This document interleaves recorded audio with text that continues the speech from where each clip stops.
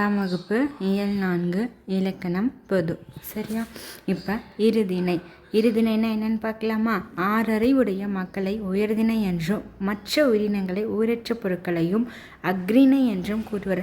அதாவது ஆறறிவுடைய யார்? நம்மலாம் யார்? உயர்திணை.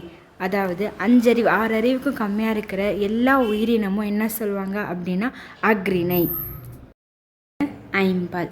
பால் என்பது திணையின் உட்பிரிவு ஆகும். பால் பகுப்பு பிரிவு. பால்னா என்னென்னா பகுப்பு பிரிவு. பால்னா என்னென்னா அது ஒரு திணையோடைய உட்பிரிவு.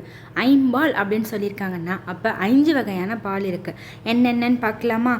இப்போ ஆண்பால், பெண்பால், பலர்பால், ஒன்றன் பால், பலவின் பால். இது என்னன்னு சொன்னோம்? திணையோடைய உட்பிரிவு தான் சொன்னோம்ல.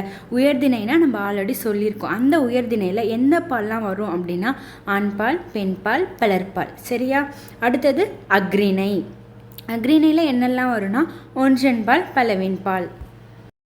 இப்போ உயர்திணைக்குரிய பால் பகுப்பையும் அக்ரிணைக்குரிய பால் பகுப்பையும் பார்க்கலாமா?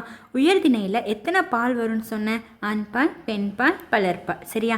ஆண்பால்னா ஆண்களை குறிப்பது வீரன், அண்ணன், மருதன், அதாவது ஆணினம். சரியா? பெண்பால் பெண்களை குறிப்பது மகள், கண்ணகி, தலைவி. சரியா? பலர்பால்னா பலரை குறிப்பது மக்கள், பெண்கள், ஆண்கள் சொல்லி பொதுவாக எல்லாரையும் ஆண், பெண், பலர் நிறைய பேரை குறிக்கிறது தான் பலர்பால். குறிய பால் பகுப்பை பார்க்கலாமா? அக்ரிணையில் ஒன்றனை குறிப்பது ஒன்றன் பால், பலரை குறிப்பது பலர்பால். யானை ஒரு யானையை தான் சொல்கிறாங்க. புறா ஒரு புறா, மலை.